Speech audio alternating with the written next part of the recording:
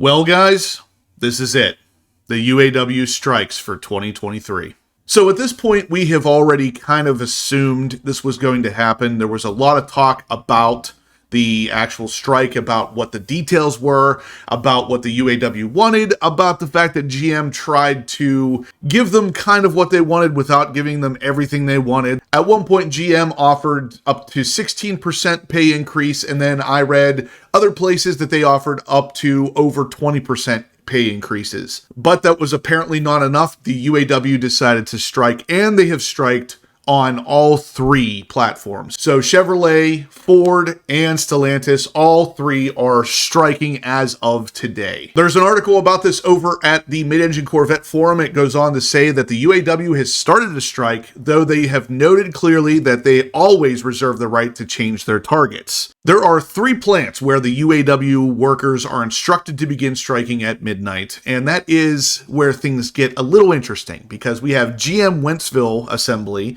the Stellantis Toledo Assembly, and the Ford Michigan Assembly. So some of us Corvette owners are still kind of wondering what exactly is going on here. The article goes on to say that the UAW president Shawn Fain went on Facebook Live at 10 p.m. Thursday, 2 hours before the strike deadline, and instructed the workers at GM Wentzville Assembly, the Stellantis Toledo Assembly, and the Ford Michigan Assembly plant to strike when the old contracts expire. These three units are being called to stand up and walk out on strike at midnight, Fain said. His request was made under the assumption that the deal isn't reached by 11:59 p.m. deadline. Judging by Fain's comments and a statement released by Ford shortly after 10 p.m., the two sides are still pretty far apart. The GM Wentzville Assembly is in Wentzville, Missouri. There's about 3,600 UAW members at that plant. The Stellantis Toledo Assembly Complex has about 5,800 UAW workers. Finally, the Ford Michigan Assembly Plant includes about 3,300 UAW workers. All right, guys, so before we continue today, I wanted to talk to you really quickly about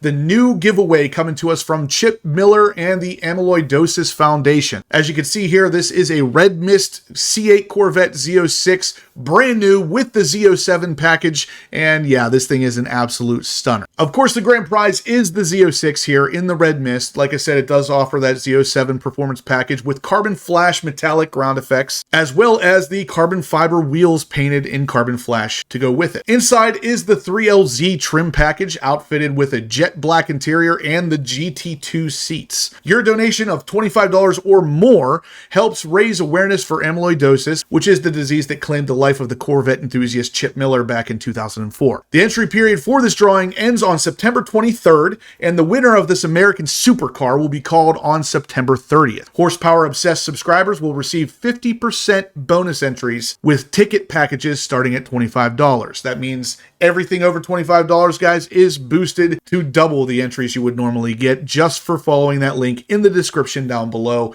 Make sure to check it out, guys. I'm super pumped for you. I can't wait to see one of you guys win this car. We're going to go into the details of everything else here in 1 second, but the one thing that stands out to me, and should stand out to any of you guys out there waiting for your Corvettes, is that as of right now, the workers in the Bowling Green assembly plant are unaffected. They're still on the job, so future vehicle development is unaffected as of right now. Now, this of course could change in the very near future, but for right now, Bowling Green is untouched. If they are able to come to some sort of agreement, it may never be touched, but I think the two sides are pretty far apart based on what we're about to talk about. So I mentioned earlier that the UAW had turned down offers from GM for 16 and over 20% of a pay increase. There's a reason for that. So there's an article out there that shows the General Motors CEO, Mary Barra, made almost $29 million in 2022. This amount is 362 times the median GM employee's paycheck, according to Securities and Exchange Commission filings. This year, unions are calling out the pay disparity between the workers and the CEOs in negotiation after negotiation with management as they demand more. It's at the core of the United Auto Workers message as the union pushes for substantial pay raises for its roughly 150,000 members who work at the big three automakers. That's Ford, General Motors, and Stellantis. Formerly Chrysler, for those of you who don't know. And after their contract expires this Thursday, being yesterday, workers are prepared to go on strike if their demands aren't met. The big three CEOs saw their pay increase by 40% over the last 4 years, while our pay only went up 6%. UAW President Shawn Fain said, at the news conference last week. As of Tuesday, the UAW is proposing an approximately 40% compounded wage increase over the course of a 4-year contract, a tad lower than its opening bid of 46%. General Motors CEO makes 362 times the median employee. So this is kind of where we're at with the pay increases, guys. We're pretty far apart. GM was between 16 and 20%. They want 40%. They started at 46%.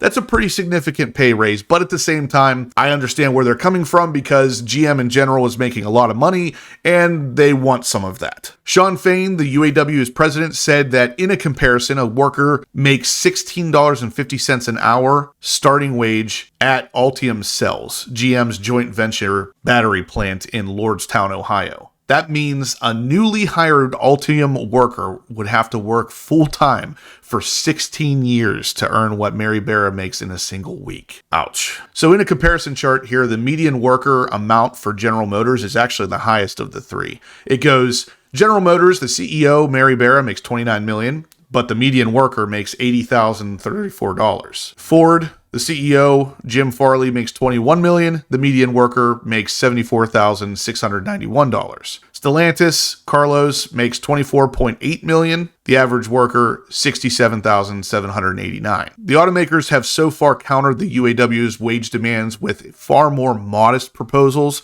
As of Friday, the automakers offered raises as high as 14.5% over 4 years, which Fain characterized as deeply inadequate. Since the 1990s, CEO pay has skyrocketed along the stock market. This article finishes up by saying, obviously, CEOs should be the highest paid person in an enterprise. But the question is, how much higher than everyone else? One thing to really keep in mind here, guys, is at the end of the day, when these pay increases happen, it's going to be funneled down to the last person. So at some point, you and I are going to be the one that pays the difference here. Now, I'm not saying that that is necessarily a bad thing or a negative thing. I'm just pointing out the obvious. When pay raises happen, pay increases happen, or a significant bill happens for any one of the three automotive manufacturers, we are the ones that get to pay the difference. So Chevy's not going to decrease the cost of their cars when paying the employees more to work. Everything is going to go up even further. And as of now, they're already pretty high. I was just doing some research on it the other day and found that it is really, really hard to get a really cool car for anything under $100,000 nowadays. That starting price is going to go up even further. For example, take the Ram TRX. When it first came out in 2021, the starting price point for that truck was $71,690. What is it today for a 2024? Only 3 years later, over $90,000. Yeah. So in 3 years, the price of that truck went up over $20,000. It is insane the amount of price increases we're seeing. And this is before any kind of UAW wage increases are factored in, because that is going to affect the bottom line. So keep that in mind, guys. Like I said, as of right now, the Bowling Green plant is not affected. There's a couple other plants that aren't affected either, but those are the ones that are going to matter the most to you guys. So for right now, if everything goes through and GM and the UAW can come to an agreement, maybe the Bowling Green plant will not be affected. I have my fingers crossed for you guys. Anybody out there waiting for a Corvette, hopefully it doesn't get affected. Now, we're going to talk about one other thing as well, and this is going to be something that's not going to matter too much if the strike goes through, but if it doesn't, then this is information you guys are going to want to know, and that is constraints for October of 2024, the Corvette orders.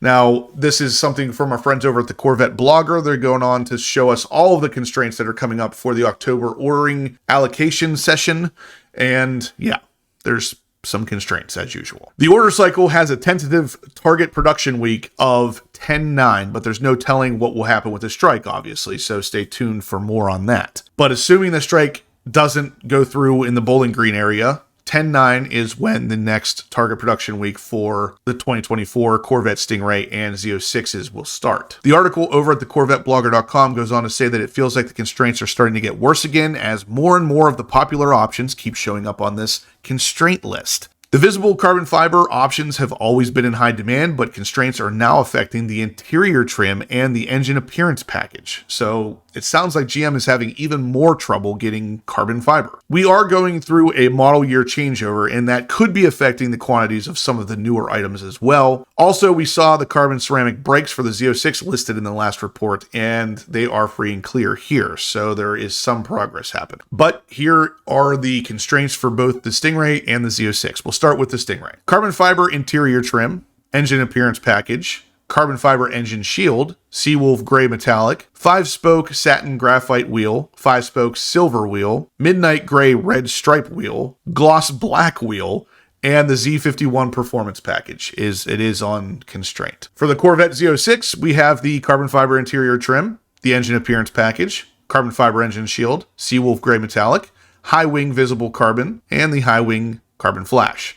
So a decent amount of constraints for a model year that hasn't even technically started yet. Remember that these only affect new orders going in this week. The article goes on to say that there has been a lot of confusion about the end of 2023 model year and when the 2024s will start up. Officially, all that was supposed to happen on Monday. However, they're still building 2023s as of Wednesday. And according to Roger Keel's reports on daily production, they will continue to do so through today. We're still not sure if they'll be moving forward with the 2024 models on Friday, but that seems to be the plan.